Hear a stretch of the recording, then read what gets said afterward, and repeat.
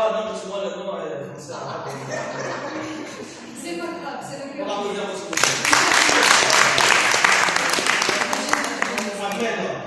Voilà, je vais te donner le micro pour aider. Alors, Madame la Présidente de l'AFL, ça va, c'est bon. Donc, Christine, Maître Najwa Chahi, Monsieur Sangaré Mamadi de l'EA, Monsieur Saloum Sissé de l'ICS, Madame Rim de CED, pardon, Monsieur Omar Koulibaly de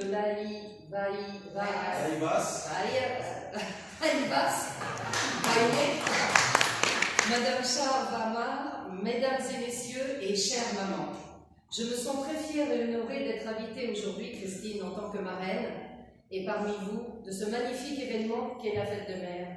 Pour ma part, je pense sincèrement que la Fête des Mères devrait être souhaitée tous les jours, pas qu'une journée par an. Je pensais un peu naïvement que la Fête des Mères était un événement relativement récent importé comme il se doit des États-Unis, et c'était devenu au fil du temps la Fête des commerçants. Je m'étais trompée. Les premières traces de la Fête des Mères sont présentes dans la Grèce antique, pendant les cérémonies du printemps, en l'honneur de la Mère des dieux. Ce qui démontre que la reconnaissance de la Mère est une valeur universelle depuis le début de l'humanité. Nous avons Marie, première dame même du Coran, parmi les 4 dames. La mère est bien souvent la figure centrale de la vie de l'enfant, son premier contact avec le monde. De la naissance à l'adolescence et même au-delà, la maternité permet de tisser des liens forts avec son enfant. Nous, les femmes, dès l'enfance, nous savons que nous serons mères et tout le monde environnant nous prépare ou nous formate à ce rôle. Mais au-delà de l'image déboulonnale de la mère, on comprend vite que son véritable rôle consiste à laver les enfants, repasser le linge, préparer à manger, faire manger les enfants, faire la vaisselle, la lessive, le ménage, aller au travail et sourire quand notre homme à la maison et revenant du travail, avant de s'écrouler dans son fauteuil pour regarder le match de foot, pardonnez-nous ce côté réducteur.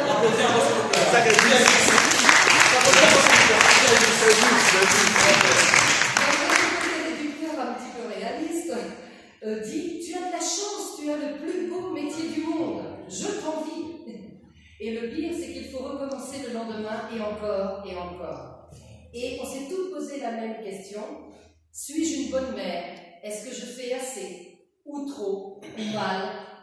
Mais le soir, alors qu'épuisé, vous ne pensez qu'à dormir et vous reposer, votre enfant vous serre dans ses bras et vous dit « Maman, bisous, un câlin ». Et là, en une fraction de seconde, de mère, vous devenez maman, le plus beau métier du monde, et là, tout oublié. On oublie tout, le stress, le manque de sommeil, car votre enfant vous sourit, il est en bonne santé, et là, c'est le monde entier qui vous sourit. Alors, on doit dire aussi, suis-je une bonne maman? Ben oui, quand on regarde son enfant et qui grandit, qui grandit et qui devient des grands enfants comme vous êtes aujourd'hui, les étudiants devenus, travaillant tout seuls, mais en sachant que votre maman prie pour vous tous les jours, du matin au soir, pour que vous soyez heureux là où vous êtes. Aucune mère n'est parfaite, et là, en tout cas quand on parle aux étudiants, il n'y a pas de diplôme pour cela. Ce qui veut dire que c'est quand même un métier le plus dur au monde, puisque même un diplôme, on ne peut pas en avoir un, le diplôme de maman. Alors là aussi, on peut faire cette réflexion et cette pensée philosophique, car il n'y a pas de diplôme de maman. Et en tout cas, éduquer un enfant, être une bonne mère, c'est être à son écoute, savoir le rassurer, lui donner confiance, être complice avec lui. Mais c'est aussi lui instaurer des limites, en le punissant quand il le faut, lui apprendre la liberté, l'autonomie, la tolérance, la discipline, et aussi le bon savoir-faire dans sa vie pour la belle réussite. Enfin, voler de ses propres ailes. L'amour d'une mère, c'est d'une maman, est universel. L'amour qui nous lie toutes, nous les mamans de tous les pays du monde, et en particulier aujourd'hui, celle de notre continent, l'Afrique. Je pense au désespoir de toutes les mamans qui veulent migrer vers des pays qui paraissent soi-disant plus prometteurs, beaucoup plus prometteurs qu'il n'en est d'ailleurs. Faut-il qu'elles soient malheureuses pour risquer la vie de leurs enfants, de leur famille et d'elles-mêmes dans d'horribles aventures pour traverser clandestinement différents pays? Elles vivent un véritable calvaire, subissent la corruption, la peur, le doute, les tentatives de viol, le dépouillement. Celles qui réussissent à arriver en Tunisie doivent subir, encore une fois, le chantage des passeurs pour avoir la chance, entre guillemets, de prendre un bateau, le bateau qui l'amènera, elle et ses enfants, vers un monde meilleur. Combien de passeurs partent avec les dernières économies, volées à la maman qui, elle, devra rester au port, sans argent, sans soutien, seule? Que va-t-elle devenir? Et ses enfants? J'ai dit chance, est-ce vraiment une chance? Les risques de périr en mer sont immenses et malheureusement quotidiens. À peine 2 lignes dans un journal entre un article sur le tout nouveau smartphone et la recette du gâteau au yaourt. C'est ça la réalité.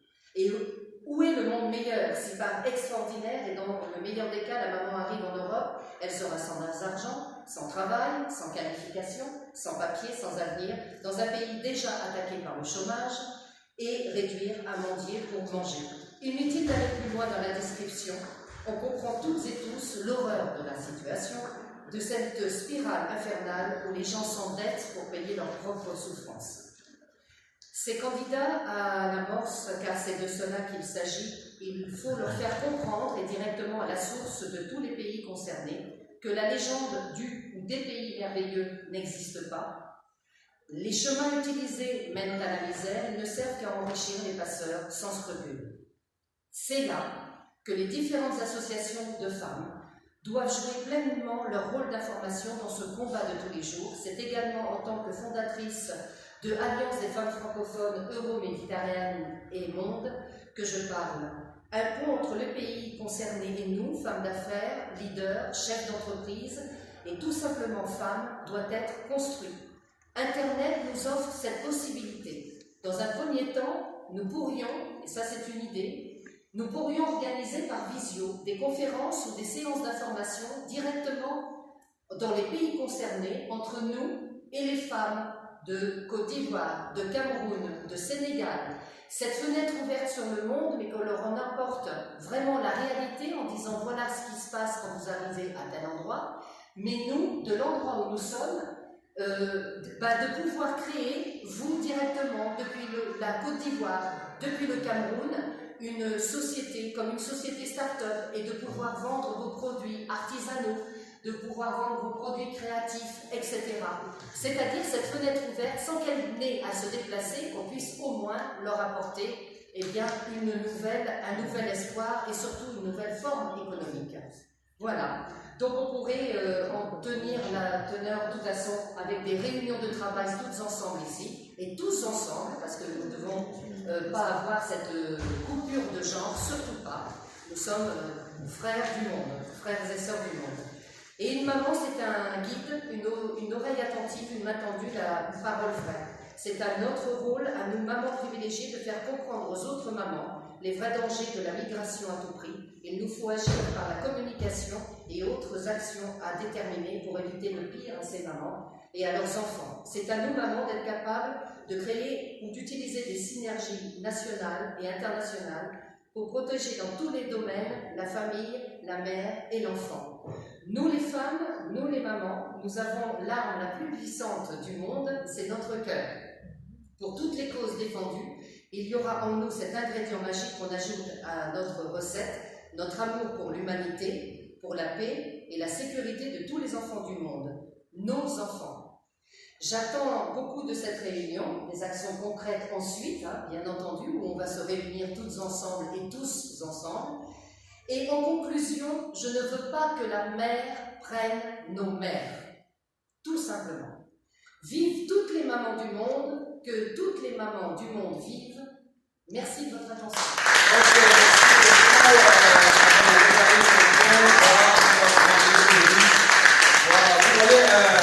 Si vous avez pris le temps de l'écouter, voilà, c'est un message qui est moment à passer. Voilà.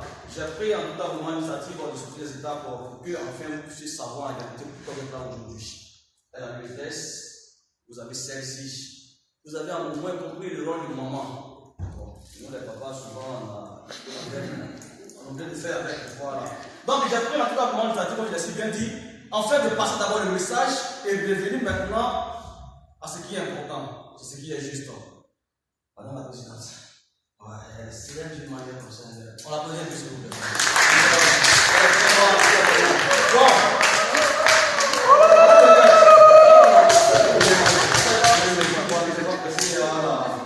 Je demande à la secrétaire, la modèle là, elle n'est pas là, la secrétaire. Bon, ok, d'accord. Donc, la présidente, elle va en tout cas vraiment présenter. Elle va faire la présentation en tout cas vraiment du bureau. Et en même temps, elle va faire le mot bienvenue. Vous voyez un peu? Voilà. Comme je l'ai dit auparavant, j'ai laissé en tout cas vraiment la maman passer le message pour que vous puissiez au moins savoir pourquoi vous êtes là. C'est ce qui est important. Quel rôle en tout cas vraiment la mère joue en tout cas dans la société? Il ne s'agit pas en tout cas vraiment de mettre du nouveau fait puis descendre et on va aller jouer là. C'est pas ça qu'il s'agit. C'est aussi important aussi. Soyez salués pour le moment. Bisous à vous.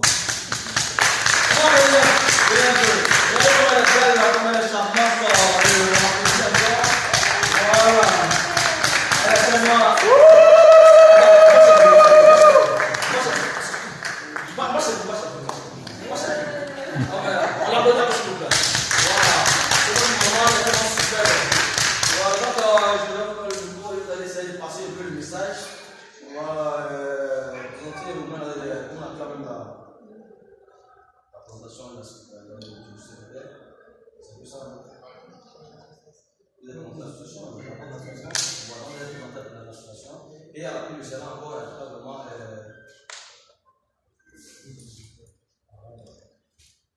passer un peu vraiment. Bonsoir, chers On n'entend pas ici. Hein. On l'a posé avant, s'il vous plaît. Elle est nulle.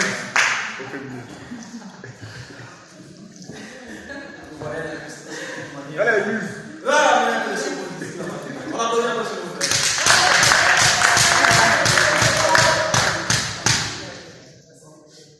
Allez, Loa. N'attends pas, ma chérie. Il est branché le micro? Oui, il est branché, il est branché. Voilà, donc, les différents mots de bienvenue de la présidente.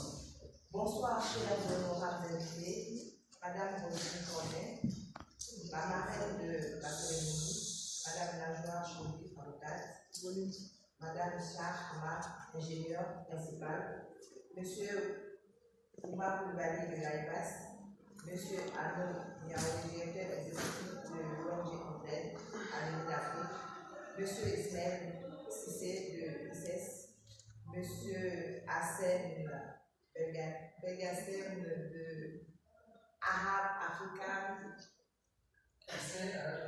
Conseil Arabe Africain pour le développement durable, et M. Mbassa Fall, secrétaire de l'AESA-SOS. C'est un honneur pour l'AFL de vous souhaiter la bienvenue à cette première édition de la Fête des Mères.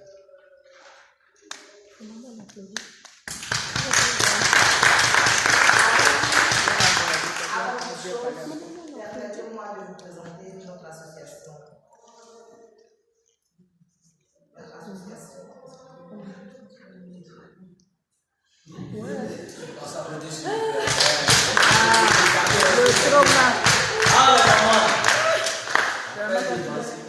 C'est comme ça. Maintenant, la présidente, ce qui est juste, on va voir ce qu'on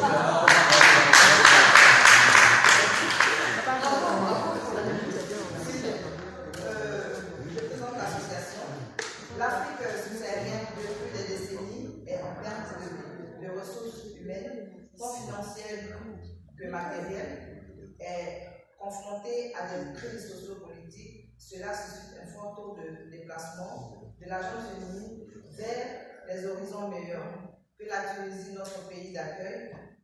Compte tenu du fait que certains droits de femmes travailleuses sont bafoués, la présidente soucieuse du bien-être de la jeune féminine et de la révalorisation des bienfaits de la femme a mis en place une association dénommée AFL, Association des femmes leaders. Cette association a pour vocation de promouvoir l'épanouissement de la femme. L'association intervient dans le domaine de la santé, de la vie sociale, de la créativité. Elle a vu le jour le dimanche 18 octobre 2020.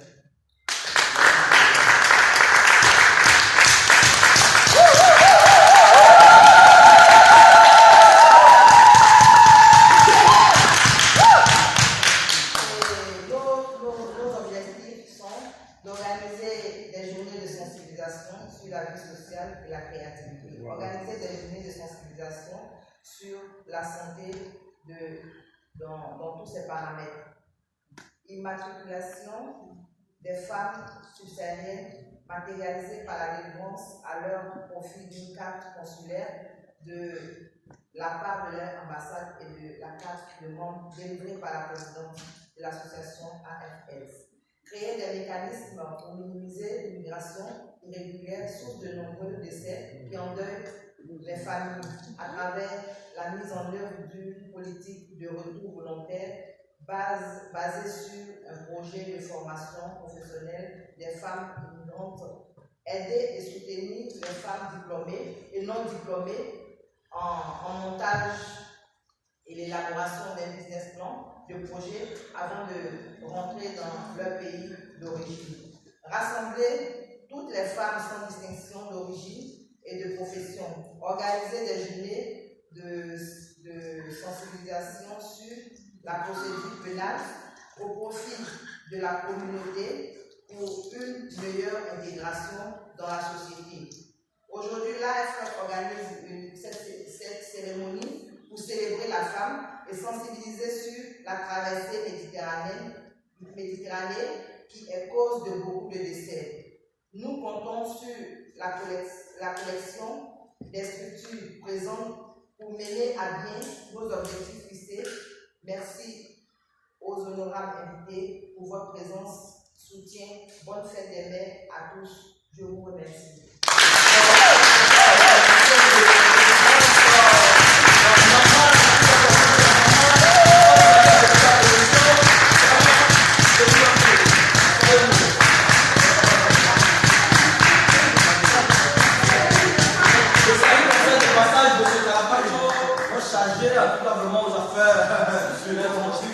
L'homme même fort, à la fond, la plus motive les femmes.